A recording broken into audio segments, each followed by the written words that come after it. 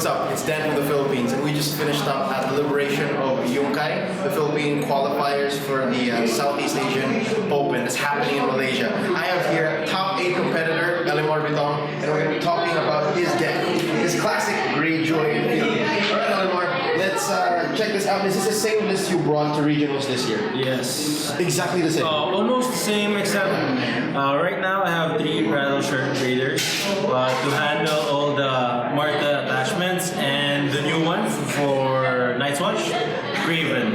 Okay, cool. So, what else you got here? There's a Wildling Scout. Tell me how important that was today. Wildling Scout actually gives extra stealth.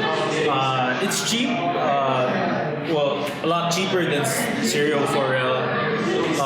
And it just gives me extra intrigue icons, which Greyjoy always lacks. That's it, yes. Okay, cool. So you got a lot of neutrals happening. You're running Fealty though.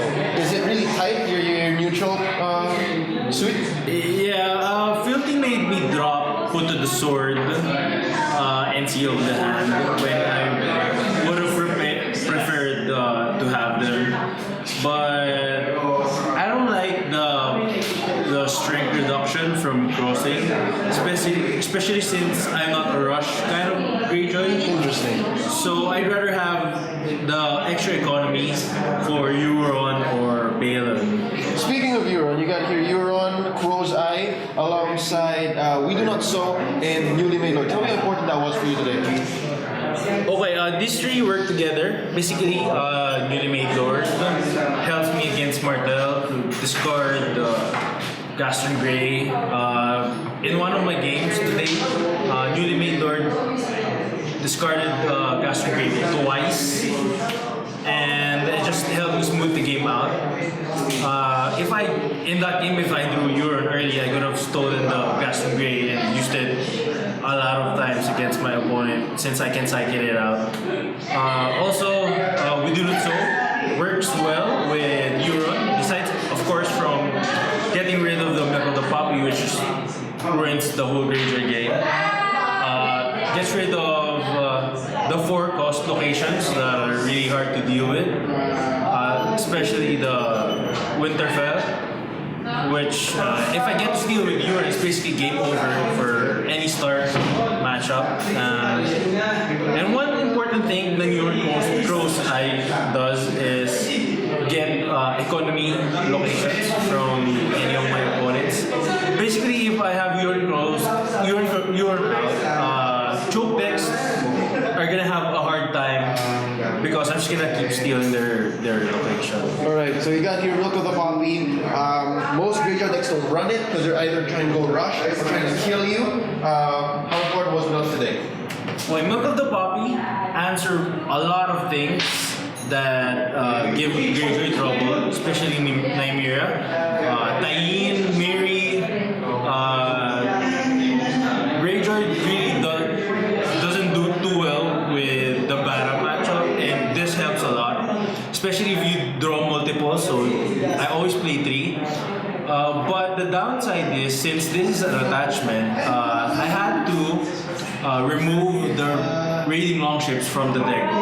So I'm kind of go second Greyjoy right now. So I prefer to go second since I don't have any cards that benefit from going first, except for this last one.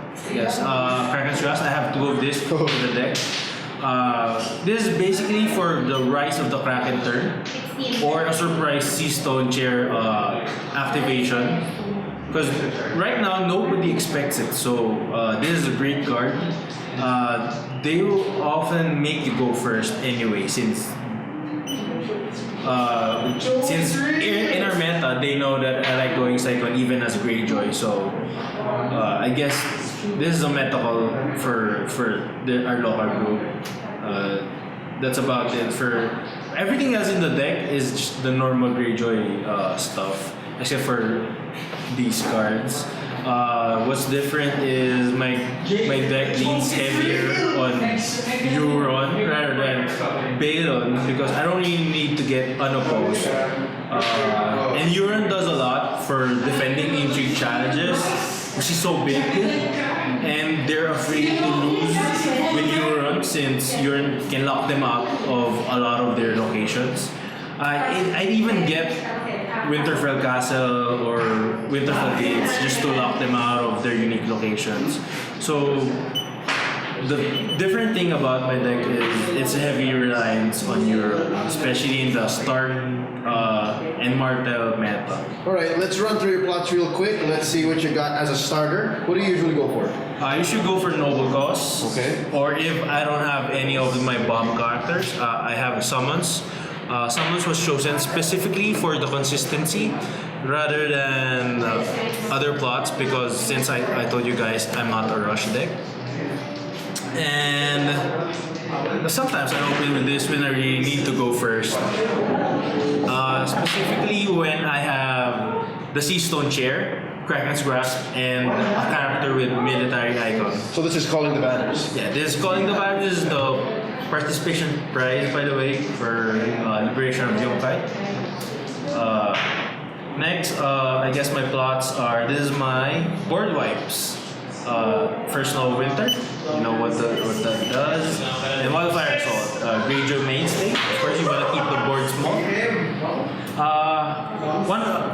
My two finishers. First, let's talk about Snowed Under. For me, this plot works best in Greyjoy decks since you have access to Salty Navigator and Euron can steal your opponent's King's Roads, so you almost always go first. When you need to go first, it's 100% you know what you're getting into. And of course, the Greyjoy Loyal Riding Kraken turn won me a few thousand games, I guess. You know what this does? This is probably the best closer in the game right now. That's about it for my plot. Alright, so while we run through your deck, we talked about some card choices, we talked about some plot choices. One quick question for the funsies and some banter. If you were not playing Greyjoy, what would your other deck be? I wouldn't be playing, but I have a Night's Watch Lion deck. It's kind of cheesy. Everyone knows what it does, but that's my second option. To be honest, if I'm not playing Greyjoy, I wouldn't be here. Thank you,